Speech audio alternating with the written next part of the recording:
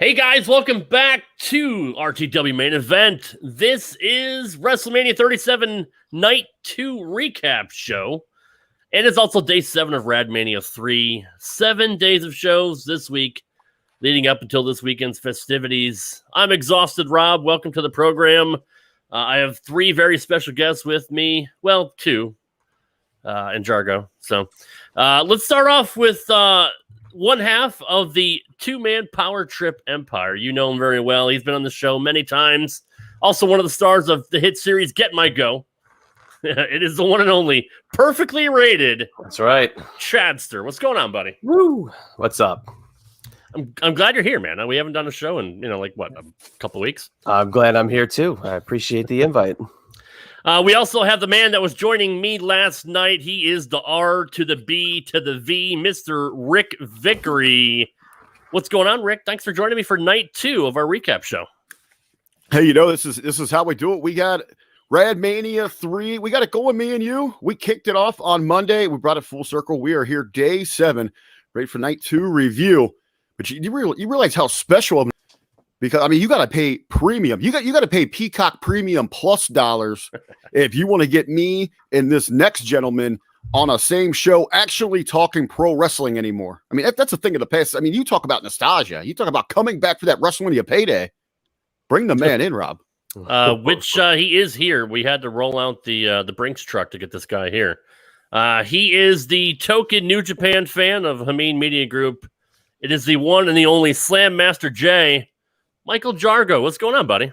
I assume I'm only here because Rick brought up that he was doing your show on the last episode of Hitting the Marks, and then I threw a fit because I hadn't been invited. And then I get an invite just out of the blue. I'm sure that's pure coincidence, isn't it, Rob?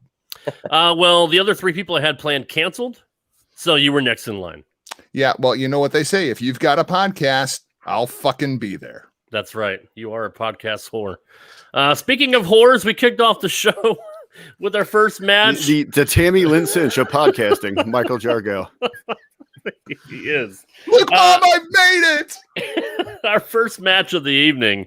I don't even want to talk about Hogan and fucking Titus, because that was just the drizzling shits dressed up in their fucking Pirates of the Caribbean gear. But our first match of the evening was The Fiend, who went through a little bit of a transformation. And no, I don't mean a sexual or gender change. He went from charcoal fiend to just regular plain old fucking fiend again. And he walked down this little hallway and boom, WrestleMania magic, as my wife said. He's back to being the old fiend. He was taking on his nemesis, the man who set him on fire, Randy Orton. Chad, I'm going to start with you. You have not been watching for quite a while. No. I'm not sure if you knew about the whole Fiend being set on fire and all that. Well, you saw the 18-minute video package, obviously. I did, yep. The video packages on the pre-show and the same one played before the match, the full thing. Yeah. Got caught up, but I had seen that stuff, in clip form. So, just based on having watched them in the past, I was excited to see what they would have done. It was just it was a little weird. I can't say if anybody else could have anticipated whatever the hell that ending was, but it was what it was. The Fiend is a great character, but the matches, they're never that great. And it's an odd thing. And that hasn't changed in the whole timeline of the Fiend's little existence. What did you think of the entrance that he had with the big Jack in the Box that he came out of? Yeah, it was good. It was better than that snake thing or whatever they did a few years ago when he had the Orton match. It was better than that. I don't know. It's, the element that the production that WWE has is on another platform, another planet. This was no different. That was a great prop, but I love my favorite thing is to listen to the commentators like crazy, and for them to point out what the hell is that thing. Like they didn't see this giant box that's sitting there before the camera caught it. So that's the only funny thing. But it was all right. No complaints with the entrance. Don't tell Tony Khan that WWE has better production than anybody else, because he'll just go on Twitter and say that he invented fucking production. And that's the thing. I've been there, so I know what goes into it. I know the effort. the production, the package is off the charts, but the announcers to say, what the hell is that? It was literally in front of them before the camera panned to it. Yeah. So unless they're just watching the monitors like they are instructed to do, maybe they didn't see those boxes. I wonder how the crowd felt when they just rolled it out there. Giant box. Yeah, like what the fuck is that? I think that creates intrigue, and to speak to the commentators, that's 101 when you're commentating. You're calling it as the audience, possibly at home, or just that vision, that spectacle inside that ring. So I would have thought about it. I thought it was a pretty cool, you're immediately intrigued. If you're in that audience, you're probably thinking like, man, they got something big planned here. Mm-hmm. And it actually seemed like, once they got this thing rolling, there seemed like there was a pop there from that live audience. As Rob, you're talking about, now we've got the retransformation here of the Fiend. I kind of like going back to that. Okay. I'm back to where I was. I've survived what you've thrown at me. I like it, but how do you explain it off though? I think they talked about that a little bit. He got through the burn victim stage. He is back to where he's at, kind of resurrected in that form. Now the match itself, we could talk about. I mean, that was terrible. Like around 8.5, really nothing there. Their thought process here, and I'm one of those individuals of that mindset. I'm more interested and invested in pro wrestling when it's around moments, storylines, and characters. They have those here. Unfortunately, it kind of, kicks my thought process in the nuts because none of it's intriguing. None of it's working. Were any of you gentlemen, after this was over with, when you have Bliss sitting there, whatever the hell's pulsating from her forehead with that tar dripping all over her, were any of you really, oh my God, I can't wait to see what's next here? No. You're like, what the hell did we just watch? What the hell are they doing? Please just kill this thing on the floor. Jargo, we'll go with you on that one first. What did you think of the match, and most importantly, like RBV said, what did you think of the finish? Well, I guess a couple of things. Number one, I didn't realize that I was doing this show with Shill Vickery Shill. I thought it was going to be RBV. That's my bad. I should have known better. But I, unlike Rick, have no desire to work for the WWE, so I will tell you just what the drizzling shits this was. Number one, they start with a 12-minute open. That's right. I sat down and clocked it. The open of this thing goes 12 minutes. Randy Orton finally makes his entrance 15 minutes into the show. It takes him 3 minutes. Then we go to a goddamn video package. The Fiend finally starts his entrance. Oh, nope, that's Alexa Bliss. That's her entrance. Then we get Bray in the box. We're now 20 minutes into the freaking show. 23 minutes when Bray finally jumps off of that stupid box and hits Randy Orton in the mouth. We are 23 minutes into the goddamn show. That's why people popped, because something was finally freaking happening. 5 minutes after that, we get bleeding Alexa Bliss. 1 minute after that, the RKO. And a minute after that, we go back to fucking commercial. Because we really needed to go to a commercial this far into the show. I thought this whole thing was just absolutely miserable. As far as the commentators saying, what is that? Little did we know that would be the teaser for the rest of the show tonight. What the hell was that? Yeah. That was WrestleMania? Really? Wow. Yeah. Jargo's coming in hot. I got to be honest with you. My clock had it at 25 minutes. So, I mean, I don't know if I paused for a half second or buffed. He's got a Japanese clock, so that's kind of fucked 20. up. I mean, yeah. but Everything's a bit ahead. That's my biggest complaint as somebody who's tapped out massively over the last few years, is that even though I do catch up somewhat via the social media channels, to sit through that long of an intro with the voiceover guys fighting with the pirate guy, and then you had Hogan and Titus, and then at 23, 25, it was exhaustive until he jumped off the thing. And then, like I said, the character looks great. Charcoal or not, I thought the charcoal one looked better, but the character looks great, but the match is not very good. And that's the most important part for a WrestleMania kickoff. Well, let me ask you two, gentlemen. Now, I completely agree. I mean, I couldn't even, last night when they roll out with almost verbatim that same terrible promo package that they used last year. I mean, beyond awful there. You got the Hogan. I don't even understand why we a point of having host at WrestleMania is they add nothing to it. They're just eating up time. But take that away. Payday for you individuals. That don't maybe regularly watch week to week. Or just kind of picking up pieces here and there, social media, dirt sheets, whatever. Do the video packages help you though? I mean, okay, this looks kind of cool. I mean, is there a little intrigue there? No. I always looked at those things and thought, if you're just coming into a show, but as you know, Chad, as you were talking about how great the production team is, they are rightfully so. They seem like they get you more interested. Like I'll watch those and then I feel bad. Like, man, I just wasted a month of my time watching all the bullshit and they just gave me the good stuff. Well, I mean, that's why I watch YouTube typically. And I agree with that, Rick. My issue is don't do it between the entrances. Yeah, true. You know what I mean? Do it before the first get them rolling. Yeah. Yep. And because then I'm like, okay, we can get this moving on because like we're 20 some minutes into the show. But at this point, I'm more invested in my phone than what's going on the screen. I mean, even my wife said it, and she doesn't watch regularly. Why did they put a promo package between the entrances? I mean, even she picked up on it. But I mean, and for then me, the entire match is 5 minutes long. Right. Yeah. Right. We're half hour in, and we've seen 5 minutes of wrestling. It's WrestleMania, not video package mania. But that's what the pre-show is for. The pre-show is to get you back in the day when you used to have to purchase it for $60. You would watch the pre-show and you'd sit there and go, Now, based off what they're showing me, am I going to order this thing? Because that's where you get the video packages. The only things that should have video packages are the main events or world title matches. I didn't need to see the Sami Zayn, Kevin Owens video package in full on the pre-show and on WrestleMania. It just they either clip it or portion of it. It's just they kill you with all these packages and entrances. I agree with cutting on it down. I just think that they realize, I mean, they're looking at their watchable hours. People are not invested. They're not watching these pre-shows. Jargo and I talk about it for years now. They don't do any business on the pre-show. If they would get you hooked with something.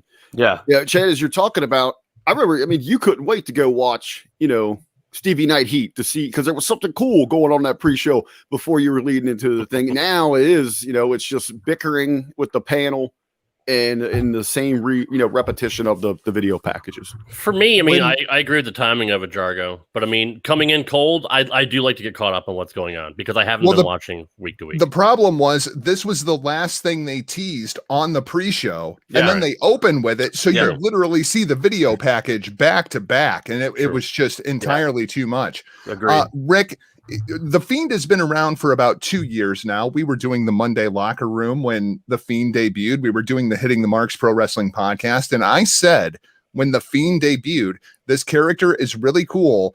It does not work inside of a pro wrestling context. Right. Here we are 2 years later. Can I get a Jargo? You was right. Oh, yeah, I agree with you 100% on this thing. It's time to kill this thing on the floor. I just think even with the storytelling here, they're not creative enough. They don't have enough vision and direction to do anything with this. I really think it probably peaked last year when it left people a little confused but wanting more at WrestleMania with the Cena stuff. Because even the follow-up with the Strowman in the swamp, I mean, that just fell so short. I mean, and that's the other thing, where people were clamoring for, we got this direction of cinematic wrestling. I even from the get-go, the shelf life just didn't seem like it was there for me. I mean, when he lost to Goldberg, that was really the nail in the coffin, as far as I'm concerned. Having 3 hours to think about it, I was initially pissed off. I texted Rick right away, and I'm like, what in the actual fuck? But, having 3 hours to think about it, I get the storytelling. Alexa is something that the Fiend created that he can't even control. And that's where they're going with it. The fact that he got burnt, took a few months off, came back all fucked up, which was a badass makeup job by the whole whatever team put that together. Now he transforms back into the regular Fiend, and he's good to go. Eats one RKO and that's it. That's all she wrote. I guess Alexa caused that. Maybe she took some power away, but I don't know. I'm interested to see how they explain this away because they really have to do a good job. But it's a pro wrestling show. Like, what do you do? Unless you're going to do Bray Wyatt versus Alexa Bliss, where in the hell does this go? No, I mean, that could happen. You never know. I don't know.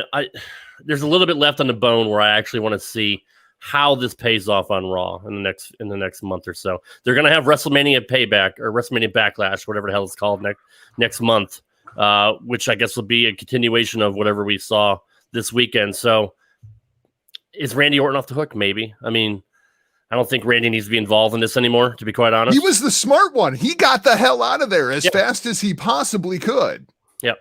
Yeah, he had to get back there and get on his phone to tell Soldier Boy, look at that. Look what I just did. I just performed in front of fucking 25,000 people, asshole.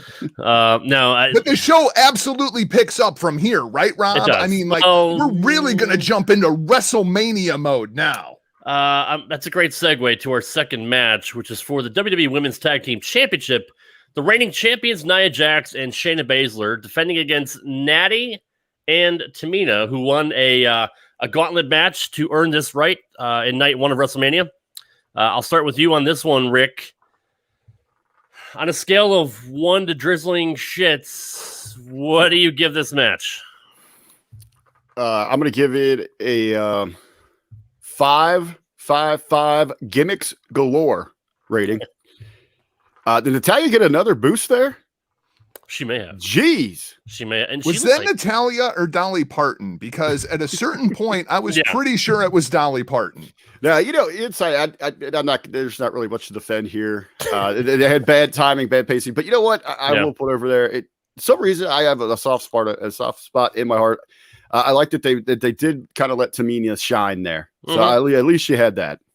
No, I agree. And she looked gassed out. Even Natty looked gassed out. And I don't know if she was just overselling. But she looked a little bit bigger than I don't know, even yesterday.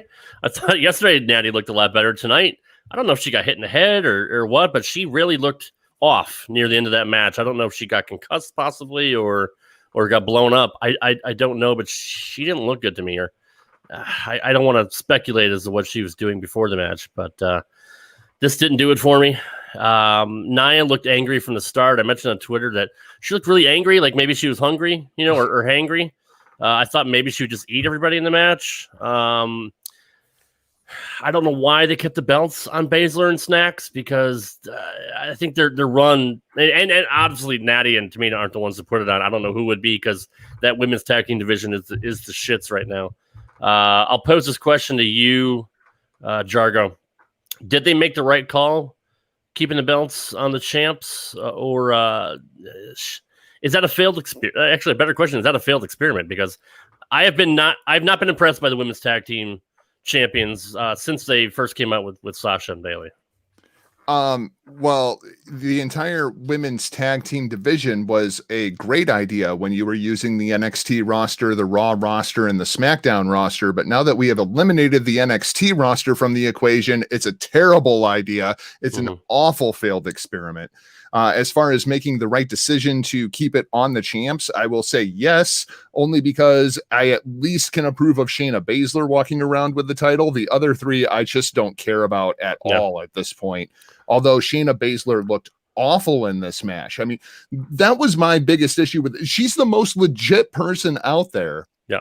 And they have her doing all the selling, which was just bizarre to me. My favorite spot of this match was when Natalya inexplicably jumps in the ring for no apparent reason and then just stands there and waits for Shayna Baszler to punch her in the face. That was my favorite spot during the entire match. It was just, I messaged Rick during this and I said, is this the worst WrestleMania match in history?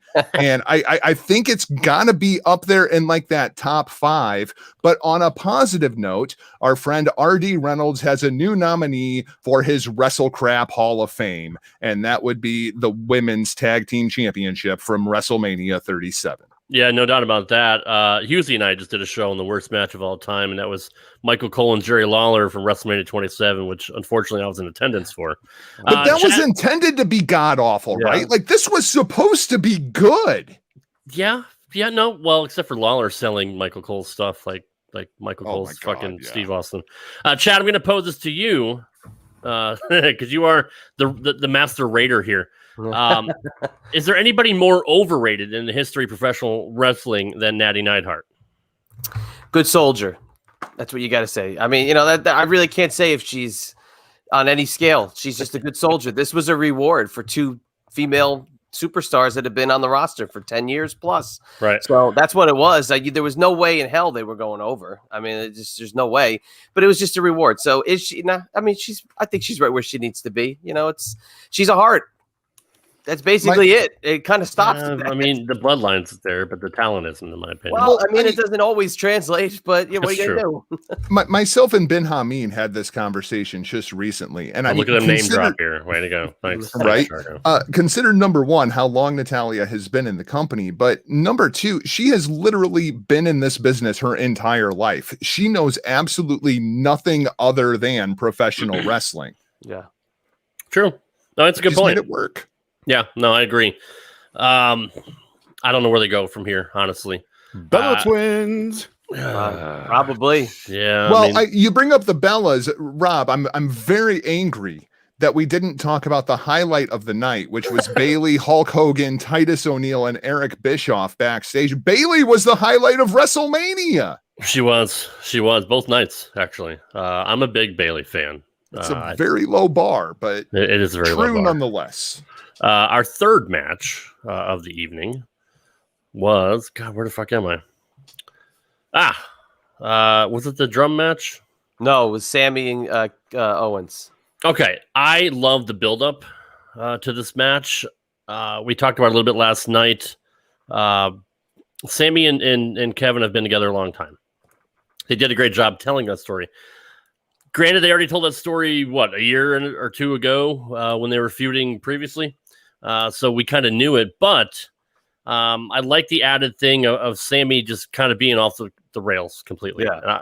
I love his promos. I think he's a hell of a character. I even like the fucking Castro, get up that he's been wearing for a while. The documentary thing was pretty funny. Logan Paul, I'm not a big fan of him. I don't know why. I don't even think is he really a big enough name? Maybe with the millennials, he's a big enough name. Yeah, he's a big name. Maybe I'm just too old and don't give a fuck. But yeah, no, I mean, I guess I do understand why he was there. I thought the payoff at the end was pretty good with him kind of turning on Sammy as we expected to happen, and then eats a stunner, a la Stone Cold would do the same thing, and you could see the mannerisms from KO at the end. You knew it was going to happen. It was telegraphed a mile away, as Gorilla Monsoon would say. Chad, I'll start with you. Were you a fan of this match? Were you tired of seeing these two together? What did this match do for you? I mean, it's just a good pairing, so it's going to be a good match. I mean, they've worked together a million times. They could probably work with their eyes closed and have a good match. I mean, it's just one of those things. If you've seen one, you kind of seen them all because they do pull out a lot of the same spots. But there were points that I think I liked more than others. Probably, I'd say out of all the matches on the card, this is probably the one I liked maybe the most, maybe second most. But that was well done. The Logan Paul thing, I mean, he's good for a couple, eyeballs. But what does he really provide? He didn't talk. He didn't say anything. They just had him kind of sitting there like a dummy, just kind of off to the side. And a great camera move, which is they're very known for, a quick camera move to watch however he landed on that stunner. I mean, that was like he dropped out or he did like a front flat. I don't know what the hell that was, but it was okay. I didn't mind it. I liked the aggressiveness of Sammy at one point. I thought that was pretty cool, but besides that, I think that those two could really have a match anywhere, anytime, and it'd be pretty good. I thought it was solid, Rick. Obviously, these two have a long storied history together. They know they're best friends. They know each other like the back of their hand. They've probably wrestled, 1,000 times in their career. Sammy does a great job of selling. I'm still a little bit over babyface Kevin Owens. I think he's better off as a heel. I think we could pretty much all agree on that. I think the luster is gone, with the buildup from last year. I think COVID obviously took a big hit because he wasn't there a lot. And I think he lost a lot of steam. But this was a good, as Chad said, it's going to be a great match because these guys work so well together. What did you think overall? Were you happy with this match? Yeah, I enjoyed what they brought to the table here. He said, we got these guys going back, when they broke in together, and all the great moments that we can, we're on that bigger stage at Ring of Honor through NXT to everything they've done in WWE. I think the thing with Kevin Owens that makes it a little bit more difficult to get really invested or excited about what he's got going on is because it continually happens with him. He's in a high profile spot at the end of the year, and then you go into WrestleMania season and he gets downgraded, and it regularly happens. And we just seen it where he was in that couple months program with Roman Reigns, and then boom, we got to go into WrestleMania season. You're going to the mid card. We've seen it when they had to pivot to Goldberg, when people were really high on maybe him and Jericho going and being that marquee match. I think that really hurts him. For Sammy, Man, major props to Sammy in 2021, where the talents get so much flack because they don't know how to properly utilize social media. Sammy's tremendous with it. Yep. I mean, what he is doing on his social media completely blows away anything that they're sampling from that and translating in this already great character onto the television. Now, with these two going out there, was this their best dance together? No, but like what Chad said there, these guys go out there and do it with their eyes closed any day of the week. But I think we know really what to take home from this. Old man Rob over there with your finger on the button is you get the involvement here of Logan Paul, and we're talking about his 22.9 just YouTube followers. So going out there working this match here, this might be an opportunity where these two talents, KO and Sammy, are going to have the most eyes and most attention on them as a follow-up to this match.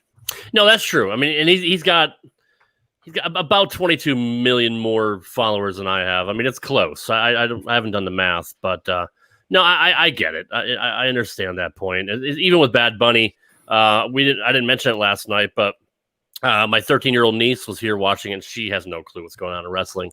But she sees Bad Bunny, and she's like, "Oh, I love his songs." And boom, instant notoriety. She knows exactly who he is. Doesn't know one fuck about wrestling. Probably never even watched in her life. But sees him, she's like, "Oh, cool," and she watched the match and she enjoyed it. So that they did their job when it comes to that. Jargo, did the right man win? Yeah, I think so, because that was the only way that you get the Logan Paul moment, right? I mean, right. That's really what this was all about.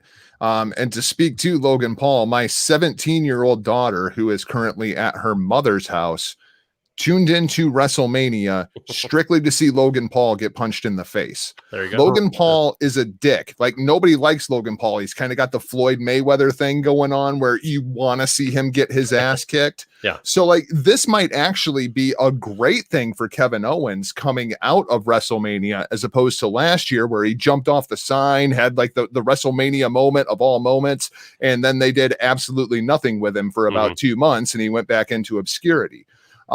My favorite spot in this match was when Kevin Owens teases the package pile driver and nobody popped, because he's never done the package pile driver in the WWE.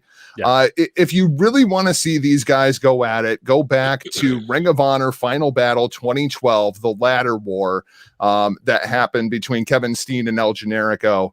That is a main event match between these two guys. I thought they went out there, they knew their place on the card in the middle of the show. They didn't want to do too much. They wanted to put on a good show. And I felt like everybody got over in the match. So it might have been the best match on the show. That's no, I can't argue with that at all. I hope they do something with Kevin Owens after this. I hope he does get some kind of a run, or have him turn and join Sammy, and have them run roughshod again. I mean, you got to do something with the two. I feel like the problem with Kevin Owens, especially going into WrestleMania season, like Rick was saying, he gets pushed into the mid card. It's the poster thing, right? Yeah. You don't want Kevin Owens front and center on the poster, and everybody's like, "Look at that fat piece of shit." Like, why am I going to tune in to watch that? Because they don't know who Kevin Owens is. You want somebody like Roman Reigns on the freaking poster, and people are like, "Oh my God, he looks like a Roman god." Yeah, I have to watch this. That's the interesting part about Kevin Owens. I mean, I've never been a big fan of him, even back to the Kevin Steen days. He's just never a guy I got into. But you see how, like you mentioned, Sammy and the getup that he's got. It's cool. It's different. And Kevin Owens, I mean, he doesn't change that look at all. Right. The big, either go with the beard or go with the shorts and the cutoff shirt. Like, maybe trim the beard, maybe make it look different. He just looks unkept. He just doesn't look like a superstar, and that's probably why they start and stop. They probably go, he's got good matches, but on the other hand, maybe he's not very marketable, so let's just kind of keep him where he is, and we'll just have him win every so often, and we'll just drop him, bring him back. SummerSlam through Survivor Series, right? We don't need to put it on a big poster. No, that's right. He's a fantastic worker. He's a great promo, considering the English isn't even his first language. He literally learned English from watching Friends, for fuck's sake. And that's hold that against him. Yeah, that's true. He's actually the second Canadian I know that learned English from Friends. So we won't hold that against the other one either. Right. Great promo guy, great worker, great character guy. Very intense when he needs to be. Sans, getting stuck in a porta potty by fucking Braun Strowman, a couple years ago. But other than that, you're right. He's out of shape. He's not a superstar. But he's not. That's the thing. If he was out of shape, he wouldn't be able to do what he does. Well, no. And that's why I told Brad Shepard, because Brad Shepard tweeted out that he was a fat piece of shit and doesn't look like a star. And I said, yeah, but he can go. He's not Adam Cole. Right, but he can go, though.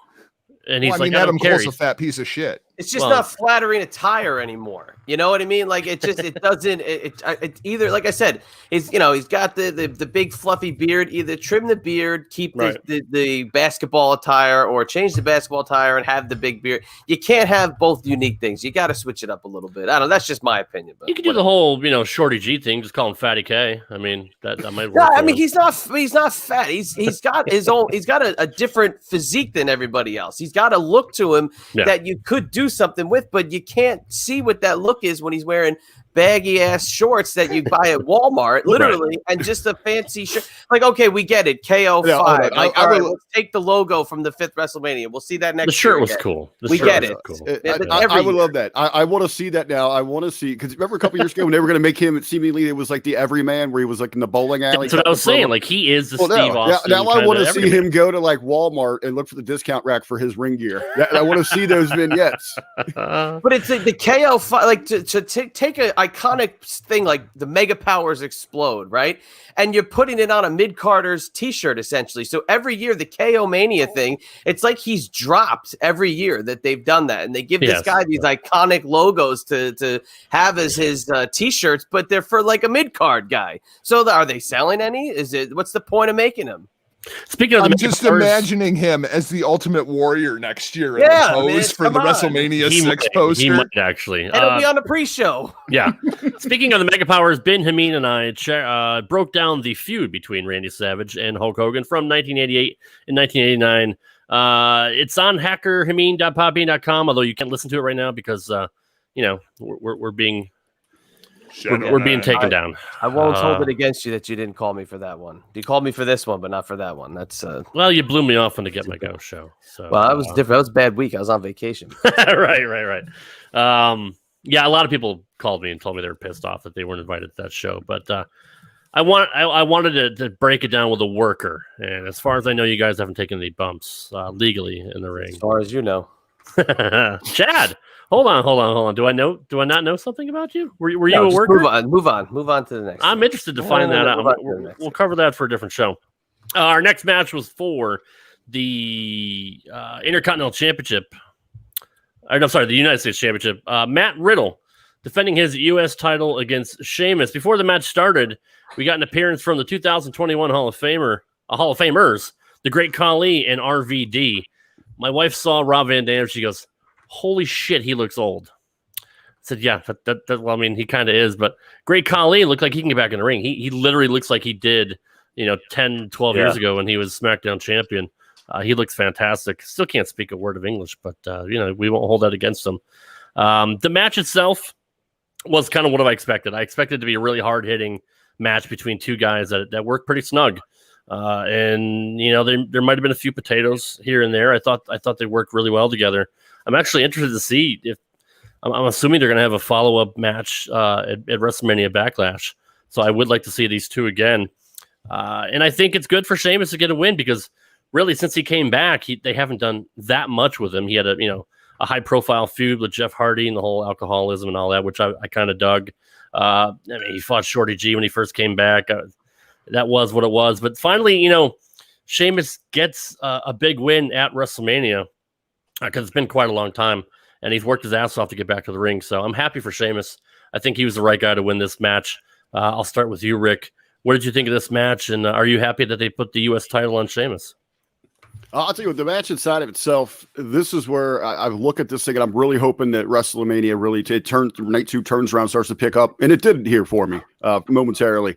I was looking forward to, I want to see some stiff shots here. I want this thing, and it did look a little messy at times, and I like that. I like that raw, real fight feel like to a fight, it. Yeah. That's what you got here. You tell these two heavy hitters, they're going at it, and I think really it's going to stand out here. You look for those moments. A hell of a finish there, and that visual with Riddle just busted. taking that modified, that very unique brogue kick there. And it surprised me that they actually made the adjustment here and went with Sheamus. I'm intrigued. I want to see where this thing goes forward. I absolutely agree with that. Jargo, what did you think of this match?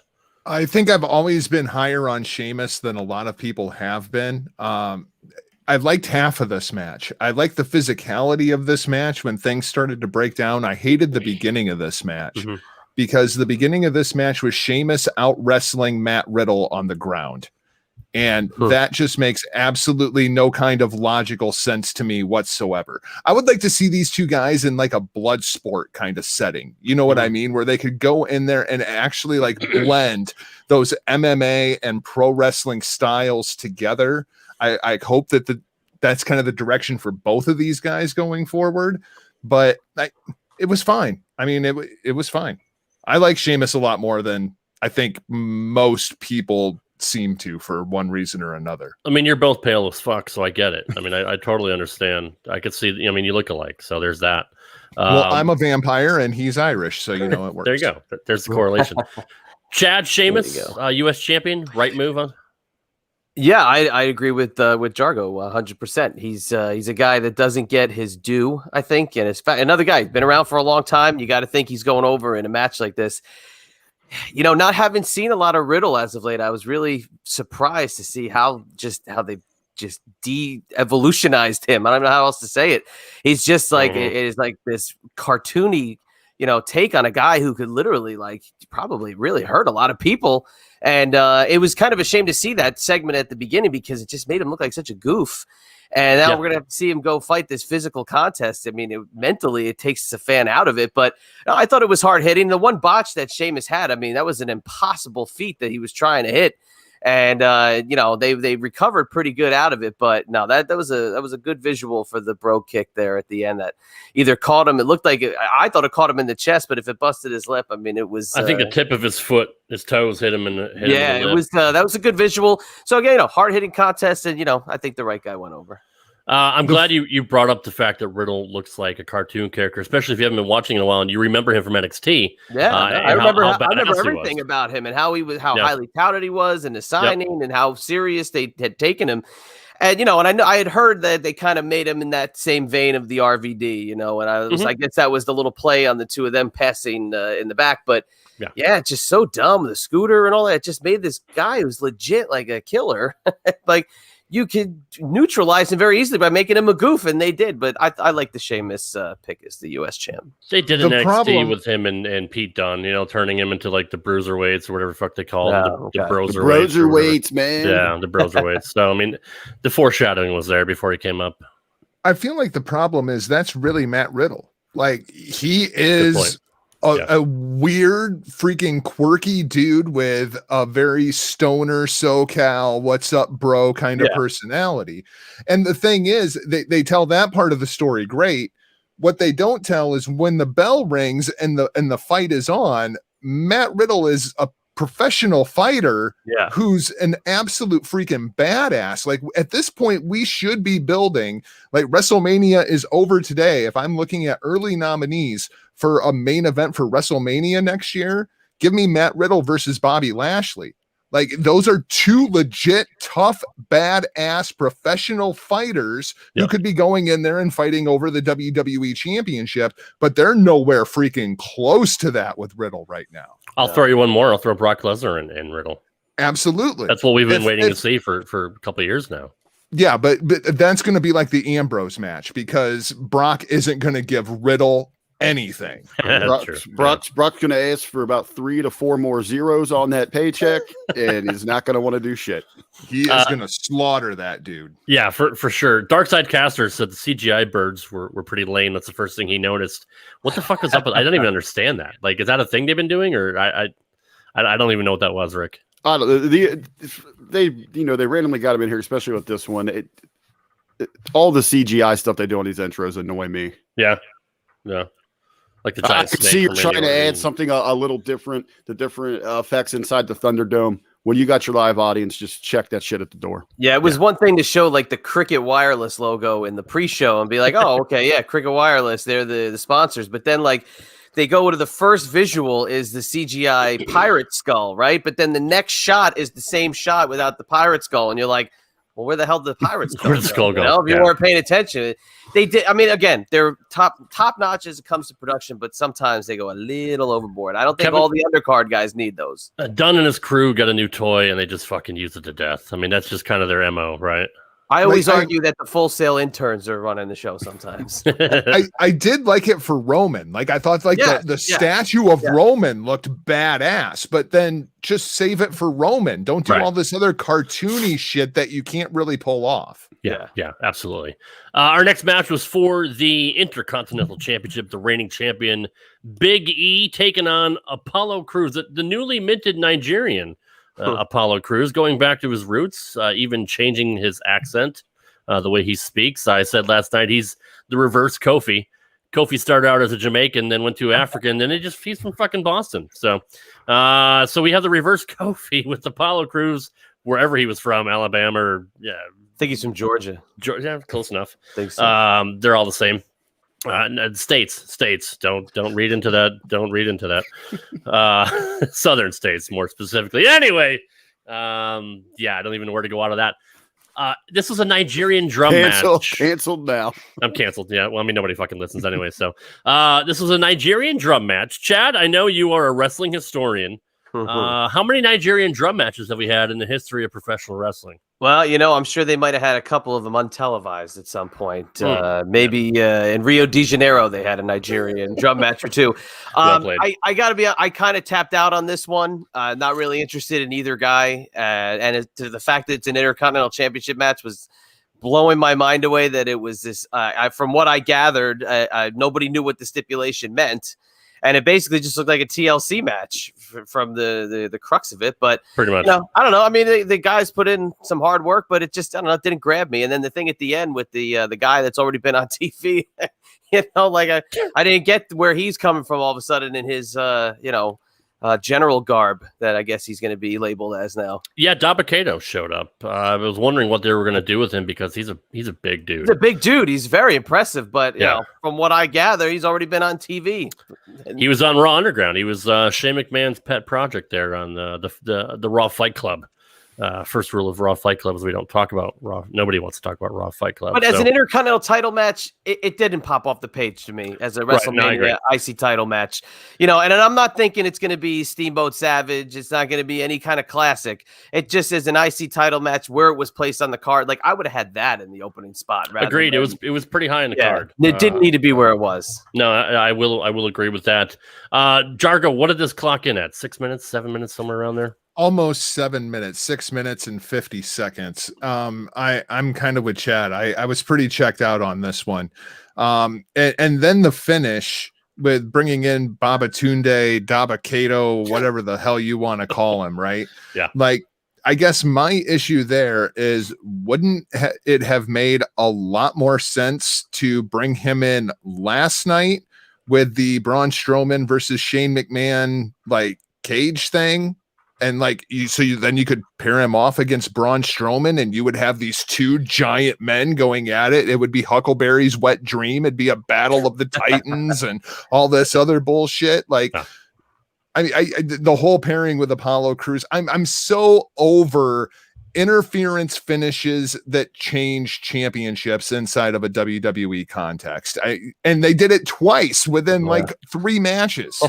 I mean, we all understand why. I mean, traditionally, to keep Big E strong, obviously he lost by interference. Apollo, the shit heel, gets the tainted win. So I get it. I mean, but yeah, you're right. It's been overdone. It's been overdone for sure.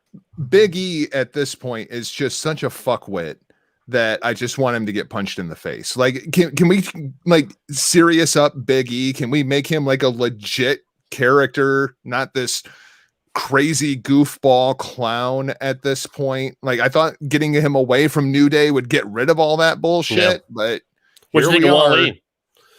Yep. What do you think of Wale playing into the ring? I thought shopping for bidets on Amazon was far more entertaining. Wow. Rick, your thoughts on this match? Obviously, it was a short match. pretty hard hitting. A lot of they got all their shit in.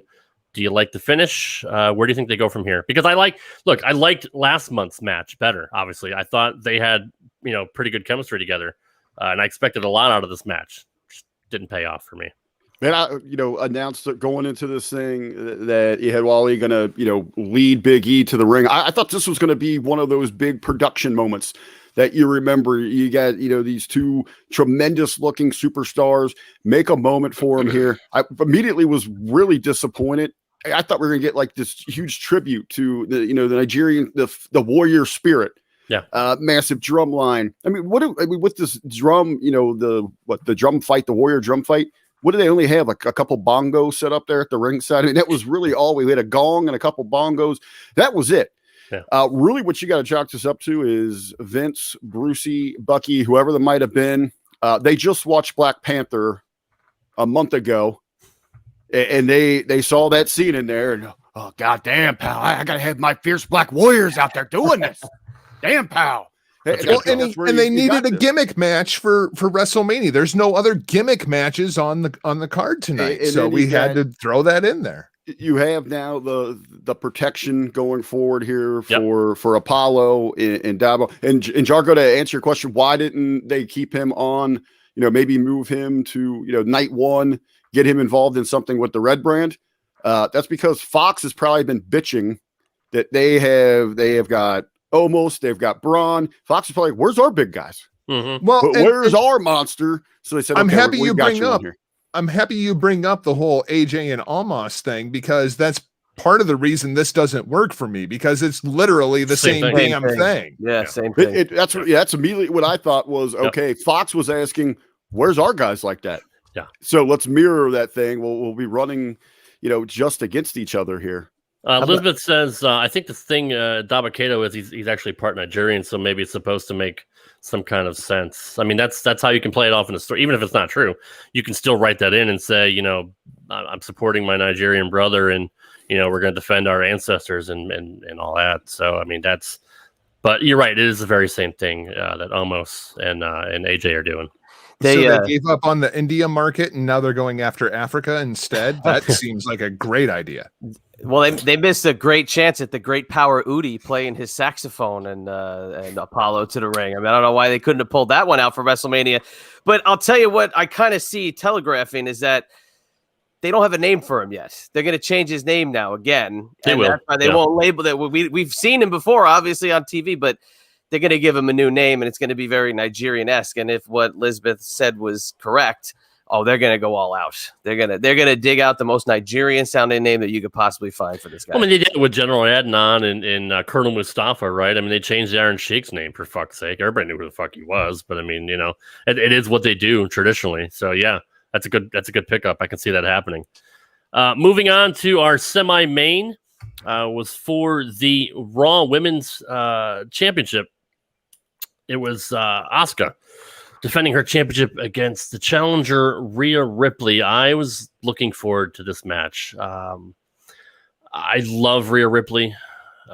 Unfortunately, COVID kind of stalled her as well. I think she should have beat Charlotte last year, to be quite honest. No, I just wanted Rick's response on that. I knew Rick wouldn't appreciate his Char comment there, but no, Rhea is fantastic. She is she's a big woman. I mean, she's tall, she's built. She's got a great rack. I'm just gonna, pull rack. She's a 9-ball champion. You're just trying to offend everybody today, aren't you? Yeah, I'm an equal opportunity offender. And Asuka, we know, is she's a legitimate badass. Finally gave her the push with the title, and I think what they say 200 and something days that she had the title for, 260 something, which is good because obviously she wallowed in obscurity for about a year and a half when she got called up to the main roster. I thought she represented that title well. And I think Rhea is, we all knew that was coming eventually. We all knew that she was going to be the heir apparent to kind of carry that women's division because it sorely needs somebody new, some new blood to carry it on. Because even in NXT, what used to be touted as the best women's division in all of wrestling has been pretty fucking lame, in my opinion. I think the women's division on all the brands for WWE has really been lackluster for the last year. So I like the fact that they called her up and she's going to get a shot. I hope Io Shirai is the next one to get up here, and hopefully they do something with her. But Chad, I'll go to you first on this one. We knew this was going to be a hard-hitting match. Give me your thoughts on this match. Were you entertained by it? And what do you think of Rhea Ripley as the new women's champion on Raw?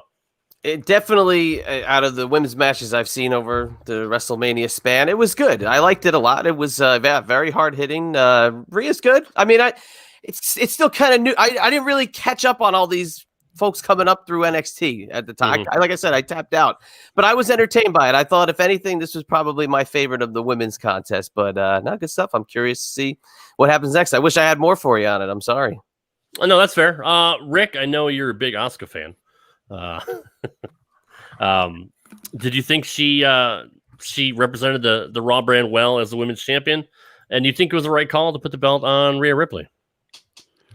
Well, before we kick it over here to Senior Stardom, they can tell us all about the women from Japan and that, what I get to see from, the influx from what we're seeing in AEW, those in NXT. My thoughts watching Asuka here was she really is the cream of the crop when it comes to those that have crossed over to Western wrestling. She's just in her own league. Yeah. And that's complete compliment. I mean, she's just amazing. Not because I don't think highly of everyone else, but she is great. I like this match inside of stuff. I thought I'd be a little more excited for it, but yeah, I liked it. And I'm a huge fan of Ripley. It's my kind of woman there. I like a woman that could not just potentially, but in actuality, kick my ass. That is my huge turn on.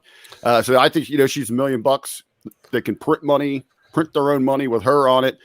I hope going forward that they don't drop the bonus. I really like, because, last night, Ben really points out, and we talked about it, she was very emotional on that opening stage, and it really took away from it. And she held that back here tonight.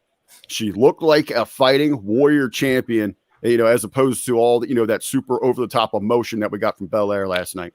And she looked surprised when she won, but it didn't last long. And I'm glad that she just kind of snapped back into, I'm the fucking baddest bitch here. Yeah. I just beat one of the other baddest bitches here. I'm the fucking champ, and now you all have to deal with me. Yeah. Jargo, what'd you think of the match? I thought this was the best match of the night. I enjoyed this quite a bit. Asuka is incredible, but it was absolutely time for a change. And in Vince McMahon's mind, Asuka has been one of the stars of the pandemic era, because we could do all this weird kind of crazy stuff with Asuka, and there were no fans there to react to it, right? And so we could caption things and whatnot. Now that we're getting fans back in attendance, we need somebody who can go out there with a microphone and carry a promo for 15 minutes. That's what Vince is looking at. So in that respect, I think Rhea Ripley is absolutely the person to do it. You establish Ripley as a complete badass right out of the gate. And the way I feel about Rhea Ripley is very much the same way I felt about Bayley when she got called up, quote unquote, from NXT. You can print money with this woman. Do not fuck it up. Yeah. And they fucked it up with Bayley. I really hope they don't with Rhea Ripley. I agree with that. Bayley had the chance to be the female John Cena. I mean, she was over with the kids, over with all her merchandise sold like crazy. She's PG era friendly, obviously. But Rhea has that edge. Rhea has gotten consistently darker over the last few months. And she is, you're right, a legitimate badass. And who better to pass the torch to than through Asuka, who we know is a legitimate badass. And I think, like I said, they did a great job redeeming Asuka, over the last, 6-7 months. So I think you brought up Io. I am terrified of what they do with Io Shirai on the main roster. Because she's fantastic. Yeah, she's great, but Vince is not going to get it. And she cannot cut a promo to save her goddamn life. Yeah, no, that's true. And I am worried about that too. Maybe they should keep her down, because really, I mean, who do you have left in NXT? I mean, you got I'm afraid what's going to happen. Raquel Gonzalez isn't bad. I mean, I'm intrigued to see where she's going to go. I'm afraid that Vince McMahon is going to see Io Shirai walking backstage and be like, Kyrie, when did you get back? Put the Kabuki Warriors back together. Yeah. And that's going to be Io Shirai's main roster run. That's a fair point. Moving on to our main event of WrestleMania Sunday. It's for the Universal Championship. The reigning, defending, undisputed Universal Heavyweight Champion, the head of the table, Roman Reigns, taking on Edge and Daniel Bryan as a last-minute addition here in the last couple of weeks. We talked about this last night, Rick. I know we weren't really a fan of making this a triple threat, but that being said, it is Daniel Bryan, and I think all three of them told a hell of a story in this main event. You know, this thing, you know, from the introductions, the production, the presentation from the performers, the talents, the superstars themselves here, this was intense. This had a big fight feel. This felt like a main event. So real quick, I actually want to ask Chad, you know, our historian here, could they potentially, as we had kind of a slower card, like you didn't have the spectacle throughout the night, you didn't have that great flow. Did this feel like one of those old school to you where we're really going to hang everything on that main event? Like we want you to be talking about this at the end of the night? Yeah, with every match that happened, I was like, every time somebody went outside the ring, I was like gasping because I was like, don't take something away from this triple threat match at the end. Yeah. And I think it was, because if I was going to say what my favorite match of the night was, it would have been this, because I did have that big fight feel to it that you're talking about. But we got like somebody like back in the day, like, I mean, you'd have some nice talents, great stars on WrestleMania cards, but you know, it was about that main event, about what Hogan was doing, or you know, maybe you had, you know, Macho or, you know, an Intercontinental in the undercard, but it was boom, boom, boom. It's all about that main event. I really felt like they were trying for that here, and they gave it to you right away. I mean, they gave the throw it to the outside and the Uso involved. I thought that was awesome. I thought that was really cool. It established where he was going to be to start, and obviously how it would be telegraphed at the end. But I thought the big fight feel was absolutely there, 100%. But that's why I was so annoyed at the rest of the card having all the stuff that the main event had, because it could have felt that much more bigger. But no, those three guys worked their ass off. Now, again, somebody who was tapped out, I did go out of my way to catch up on this going into it. And I was confused with how they put the triple threat match together, because I'm like, why are they telling you what all the options could be? Just say it's a triple threat match. Don't say, well, it could be the first night of WrestleMania, or well, it could be on Monday Night Raw. No. Just make it Sunday. Just tell us that's the match, instead of making everybody confused and wanting other scenarios. But otherwise, I thought it was great. Now, one thing they did use that they didn't use previously, they used the NFL, you know, 4K, 8K camera, whatever the fuck it cool. is, yes. you know, for Roman. Yes, that was very cool. Which was definitely worth it, in my opinion. Jargo, I know you're a big Daniel Bryan fan, since you know, you guys are cousins. What did you think of this match? Goats. Yeah, you're both goats. What did you think of this match? Here was my problem with this match, and I guess I will ask all three of you gentlemen. Who was I supposed to want to win this match?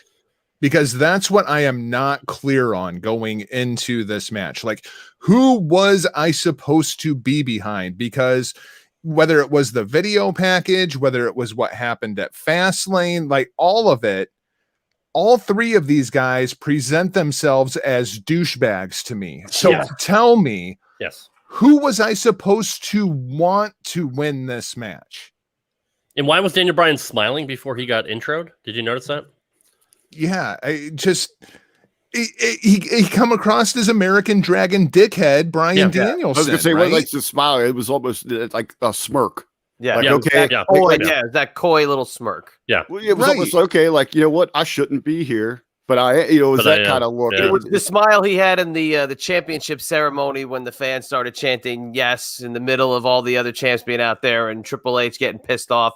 That was the same smirk that I saw, and I noticed that too, because it was like, again, not being involved. I felt that way almost the whole night. I didn't know who was a heel, who was a babyface most of the time. Everybody's trying to get their shit in and look cool and be this and that. And this one, I mean, I'll be honest with you, I was rooting for Roman because I thought the other two came off looking so bad. I think that's what the issue was, is they were trying to, they thought by adding Edge and Daniel Bryan that they were going to move the fans so forcibly in that direction with two babies in there, the ultimate dislike and the hate towards Roman. That's what they were shooting for, but it backfired. So then when you split your crowd for your baby, then somehow that they realize that, even if it's subconsciously, they realize that Roman's got the odds against him. They start rooting for him. So you have this huge cluster that just backfires on him. And I was wondering to see how Roman was going to get treated in front of an actual live audience, because we haven't seen that yet during his whole heel run. I mean, we all know he had the cancer push when he came back from leukemia. Everybody felt sorry for him. And they were actually behind him again. That can't last forever, and I think they knew that. Turning him heel during the pandemic was great, for TV. It was the best thing happening on SmackDown, and you could even make an argument for the best thing in wrestling. But I was always wondering, how are the smart fans going to react to Roman Reigns as a heel, because they've been asking for it for so long? They still do the ooh-ah thing when he does the fucking spear. I mean, there's a big chunk of the crowd that I think was solidly behind Roman Reigns tonight. Yeah, they booed where they needed to, though. He got booed very, very. Well, he got the Roman sucks chant, but I mean, he was getting some good heat in the right time. Yeah, and at the end too. That's a credit to him, though. That's a credit to how great his character has been.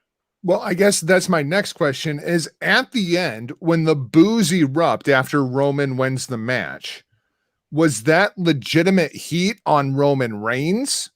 Or were people booing the WWE for putting Roman Reigns over in another main event? Because I honestly couldn't tell. I couldn't tell whether the heat was on the company or whether the heat was on Roman. And that's the story I'm going to be watching going forward. That's a good question. I would think it was more the boos, to be honest with you, because in other years where they did kind of take over his dominating portions of the match with that heat, I didn't see that this time, and they just made Daniel. I mean, you would take Daniel Bryan and isolate him.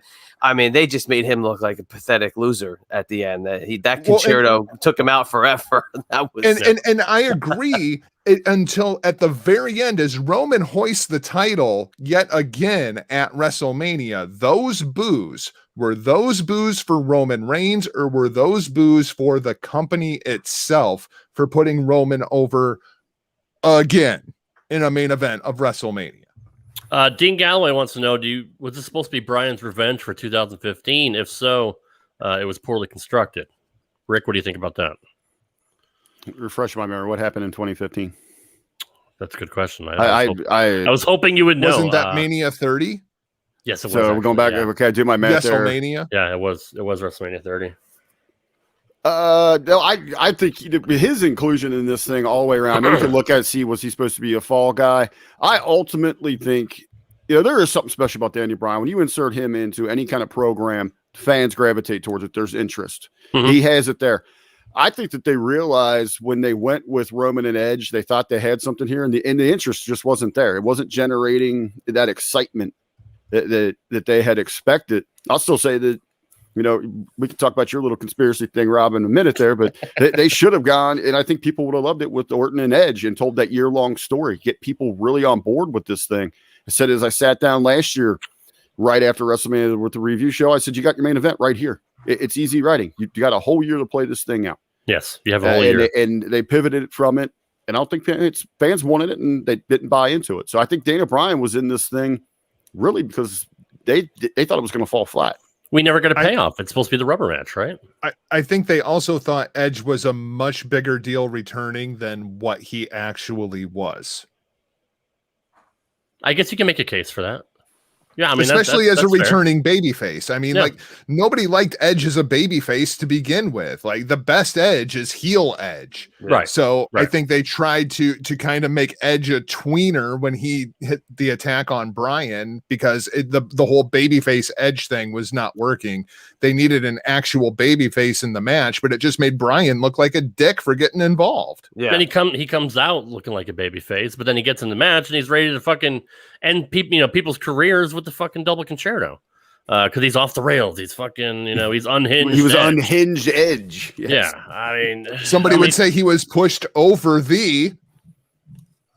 Now you just pissed off all the Owen Hart fans. Oh Christ! Yeah, here we go. But I gotta say though, I felt like we go back to the big fight feel. I just felt that it had that, and if the show had maybe been about half hour shorter, it would have had that signing off with the pyro, which I don't know why a heel would need pyro, but you sign off with the champion holding the belt over his head and saying goodnight at 11 o'clock rather than stretching it that extra 30 minutes or so, whatever the hell it was, for essentially stuff that didn't need to be on the show completely. You also glanced over the Hall of Fame, which was my favorite part of the evening, but we'll let that slide. I don't want to extend the time here. I mean, they glanced over it too with their presentation of both nights. To be honest, with nobody there but the fucking Thunderdome screens or whatever, I wasn't a fan of that either. The only thing that mattered was when the Bellas threw Bailey down the ramp. Yeah, it was a hell of a bump. It was a hell of a bump, and Bailey was the right one to take that. My wife is a huge Bella fan, so she enjoyed that part of it. She loved Total Divas and all that shit, so it worked. I mean, if that's what they're going for, to get your casuals or the people that don't normally watch, that's fine. I mean, there was a reason for everything tonight, other than the Hulk Hogan, Titus thing. Hogan has to have a fucking chaperone out there because you don't know what he's going to say. He has to have. Hey, I was going to do a whole show dedicated to Total Divas, but Hami wouldn't let me. Well, we can do it on my network if you want to do that. I'm down with that. The Hulkster and Titus dressed up like pirates was maybe the most I ever felt bad for two grown men on a television screen, and especially one of them being, with the their icon, lines too. That he was just oh my gosh, the pirate voices, and you know that's how the Hulkster is in desperate need of wanting to make sure that reputation is back to full. Full Hulk Hogan capacity, because I mean that was utterly ridiculous the way they were dressed, and I am a Hulk Hogan apologist in every sense of the word, and that was ridiculous. I mean, Ric Flair would have made more sense. At least two old crazy bastards out there kind of doing the R thing back and forth, the one R's, one woos. I mean, yeah, I could have seen that, but I feel bad for Titus, to be quite honest. We know Hogan needs the money, and Hogan does want to, like Chad said. He needs the money. I don't think the Hulkster needs the money. He's making a shitload of money. No, I think he's making still taking. He's making a lot of money. He doesn't. It's not about the money with him. It's Hulk Hogan being at WrestleMania. That was the smart move. The Titus thing. He's a good soldier. Like they said, he's the global ambassador. He does a great job marketing the company wherever they need him to go. It's just if you're doing a host, just put Hogan by himself backstage the way they did on Raw a few weeks ago. Just do it like that. He didn't need to do all the histrionics. You're all missing the point. This is all to establish that Hulk Hogan is not a racist on the grandest stage of them all. That's why he was out there with Titus O'Neil, and it was about nothing more than that. Look, I'm hanging out with my brother. He handpicked him. Yeah, he did. What'd you think of them showing everybody on the stage last night during tonight's America the Beautiful? Why? Why did we need to go back between the singer and a clip from everybody standing on the fucking stage? Is that what they did? See, I was when they were doing America the Beautiful, I was kind of shuffling papers. I wasn't really watching. So they showed last night. Last night, Vince and the whole crew were out there. I heard that. Which Ben took exception to because of the fact that you just fucked up all your rivalries and all your angles because we're all out there together. Like, I know it's sports what about entertainment, the historic main event with the two girls standing out there having a goddamn cry fest before the fucking match starts? Yeah. You hate each other. Yeah. Shut the fuck up and wrestle. Jesus Christ. Oh, I was so pissed watching Vince giving himself a pat on the back saying, "We're the first live assembly since COVID-19." No, you're not. The Super Bowl actually was. I mean, we can go into semantics. In the same stadium, Vince. The same fucking stadium, yeah. The Silverdome, brother. But yeah, tonight they showed clips of them on the stage. Well, why didn't you just bring them on the fucking stage tonight instead of showing? And they even put up the graphic last night. Didn't because then Vince would have to get his makeup done twice. Yeah. God, has he got Botox or some shit going on or too? Or two paydays for the people to stand there on the stage. You didn't want to do that. Me, he looks. Oh, you're not talking about Vince's toupee. You're actually talking about paydays, as in money, moolah. That's a Jesse's Body joke from back in the day, but I thought Chad would pop at that, but he didn't fucking sell it, so that's fine. It's late. I get it. Hall of Fame. I did a whole thing. Let's talk about the Hall of Fame. Are you gonna care? Are you really gonna? They didn't mention it. I mean, the best part of the night was the Kane pyro. So I mean, all right. So let's talk about the 2021 class, the Hall of Fame. Kane was leading the charge because, Batista had movies and other important shit to do. Well, Batista was supposed to be from last year anyway. So no, that's right. So he blew him off on that side. Ozzy blew him off too. I guess he couldn't make the trip overseas, but I think he can travel. I think he's I think he's kind of stuck where he is. Come on, he's Ozzy Osbourne, man. I mean, he's on the no-fly list, man. I He's a think he legend. was in He's his a legend. Ozzy Osbourne wheelchair when he was doing that video. Yeah, he was the dark side of the chair. But no, we also had great Kali was there, which again he looks like he could step back in the ring. RVD was there, had to get his gimmick in, which was cool. Who else do we have? The Warrior Award, some guy that's worked in production, I guess, for 50 years. It's actually a name I didn't recognize. That one, I don't know who that guy is, and absolutely no disrespect to him, but how goddamn stupid was it for WWE to give that award to anybody other than Shad Gaspard this year? They can go fuck themselves for that. Yeah, that was bad. But you know what's funny is that they actually gave the award in the spirit of what the award was originally, the concept from the Warrior's mouth. They did the right thing at the wrong time. So they should have done Shad, but they did this guy, Rich, who's been a loyal soldier again for 25, 30 years, whatever it was, or close to 50 from what he said. But they missed it. So it's like when they do the right thing, they miss it. Maybe Shad will get his due next year. Well said, man. It's one of those they're damned if they do, damned if they don't. They just can't get it right. We know as far as I'm concerned, anyway, rename the award the Shad Gaspard Award, because at least he was a decent human being.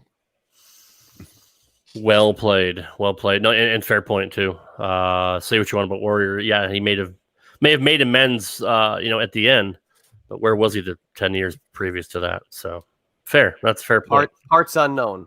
Yeah, hard hitting take by Jar Master J. What you expect from an award-winning broadcast journalist like Michael Jargo.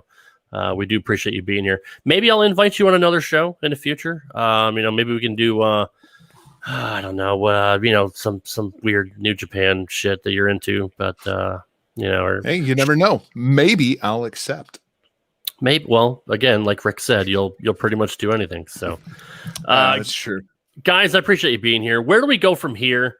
They touted the fact that this was back in business, baby, in front of a live audience. Obviously, we can't go back to the Thunderdome. Rick, what say you? Do they go forward with live fans? I believe we are going back to Thunderdome. I believe that starts back tomorrow night. So, do they rip the screens out and put fans in the seats, or what do you think they should do?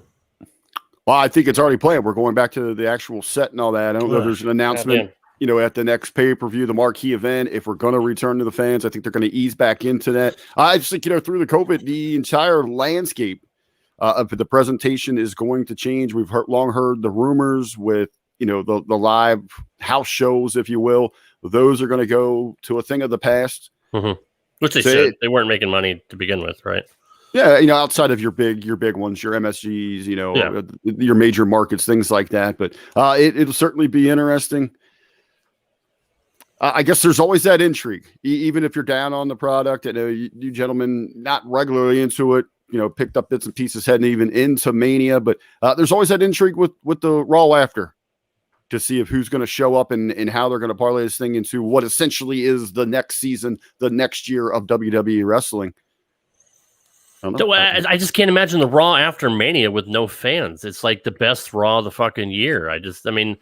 How you figure it out, just fucking do it. I rent a fucking, KFC or Elks Lodge. Well, it's, Vince, obviously, he doesn't have the scope, the mind capabilities of the Forbidden Door, TK. So maybe Jericho, since, he's back, on the WWE network, on WWE property, Peacock, whatever it might be. Maybe he can give Vince TK's number and they can talk about that.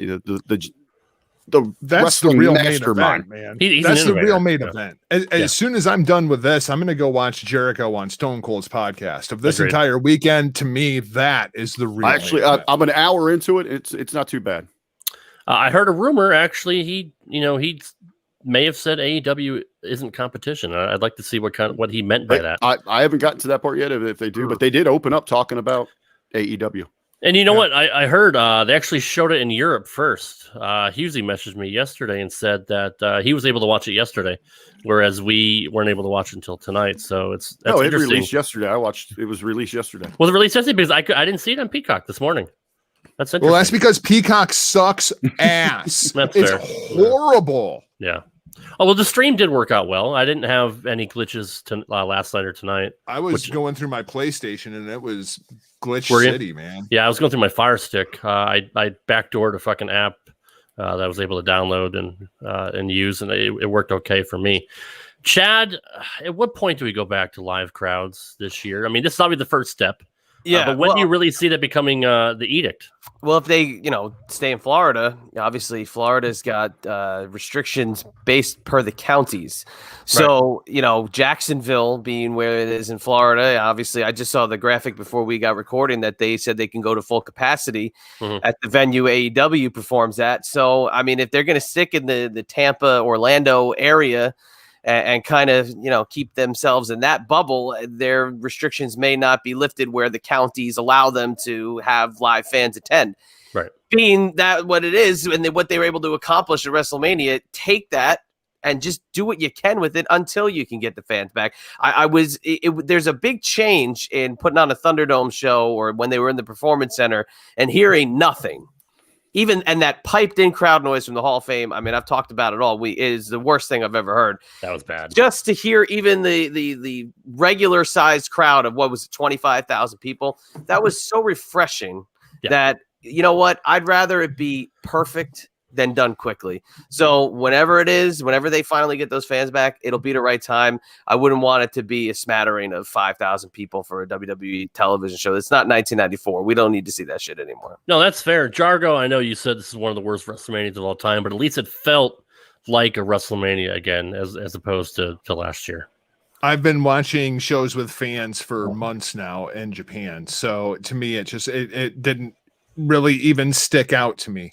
To be completely honest, but at least I didn't have to deal with that god awful piped in crowd noise because some of the episodes of NXT have just been unwatchable, especially the Takeover. I thought those fans beating on the fucking glass and god, the annoying chanting, and I'm like, god, it was. But I mean, like in Japan, people can't yell. Like everybody is masked and you have to sit there in silence. You're allowed to clap and you're allowed to stomp your feet.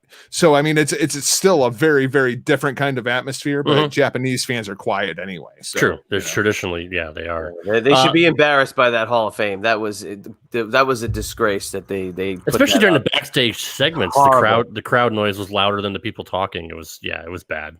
Really, really bad. Elizabeth said, why wouldn't you have made Raw live at the stadium on Monday? They could have sold 25,000 more tickets. Is that a missed opportunity, Rick?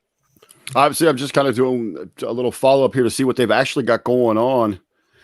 It looks, as Thunderdome, as we know it there at Tropicana, in any way that they do this, they're going to have to find a new location if that's going back to the Performance Center because it's already converted to baseball. Yeah. The Rays are playing the Yankees today. Yeah. That's true. Yeah, so I mean, we'll probably just go to the Capitol Wrestling Center.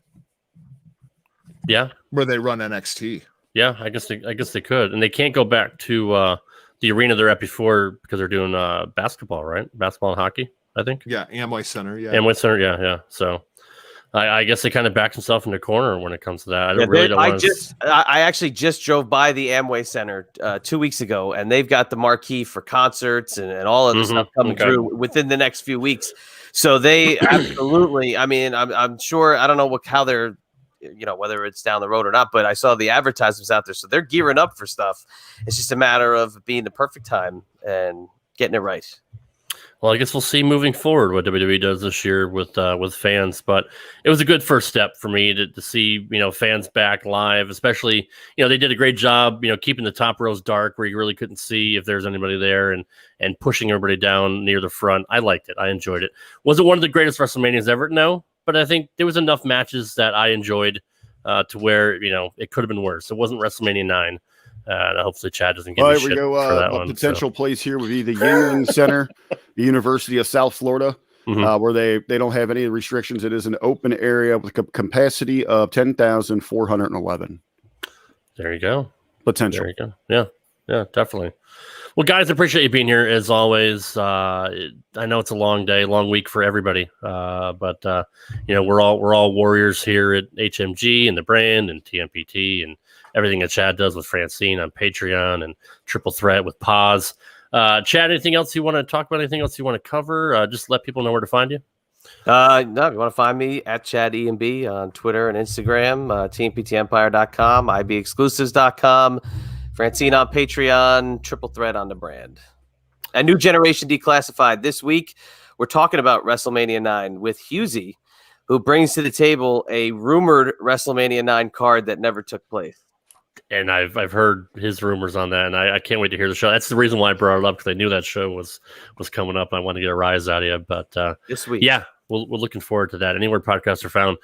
Richard Bronson Vickery, where can we find you on social media, my friend? And what you got coming on this week? I know you're up bright and early to do the Monday Locker Room with the Binster. I was going to say here, right around the corner, we got 7.5 hours. You can find me inside the Monday Locker Room with the Hameen Media Group. We're going to be live. You can just find where the hell we're at. Hameen's page, the Hameen Media Group YouTube page, but just follow us on social media at the Hameen Media Group to see where we're at. Check out all of our live programming through the week. Of course, right now it's up in the air where we're going to land on our feet, but rest assured that we are in the works of finding a new home with the HMG. But until then, for all of your weekly programming, patreon.com/the Hameen Media Group. And of course, later on this week, also at hittingthemarks.com. Get me and Jargo I think we found a new groove. We don't need to do runs anymore. We just start shooting the shit about whatever's going on in the world, but it's just kind of an open forum conversation. So again, hittingthemarks.com. We can keep up with just me personally across all social media at The Real RBV. The podcast horror himself, Michael Jargo. I have simplified everything for all things Jargo. Just simply visit michaeljargo.com. There you go, michaeljargo.com.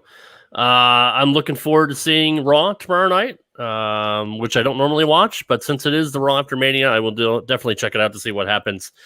Thank you to everybody that tuned in this week for RadMania 3. Again, 7 days of shows. It's what I do for the big events. I do it for WrestleMania, SummerSlam, and the Royal Rumble. So another successful week. Thank you, gentlemen, for joining me. Rick, especially, thank you for again being the bookend, the beginning and the end, and the Almighty. Thank you for your help this week. Also, Ben said, I just want to second what he said last night before we wrap it up here. Great job on the promotion for getting everything out for HMG this week, and especially this weekend, pushing all the shows out, getting people to share and like. I appreciate that. See you, Jargo. But yeah, great work. Great work, brother. We appreciate everyone's hard work here at HMG. All right, I appreciate it, man. Just take us home, man. We got the X up. We're limping out. We got people to go home out. sign. Yeah. Dropping out. I'm sitting here being like, am I supposed to say something? Or I was supposed to get my cool move before we sign off. I mean, come on. Another successful week of shows. I'll be back on Thursday for another edition of the main event. Until then, thanks for everybody watching here on YouTube and listening on the Rad Rob Radio Network. We'll see you next time. Take care, guys.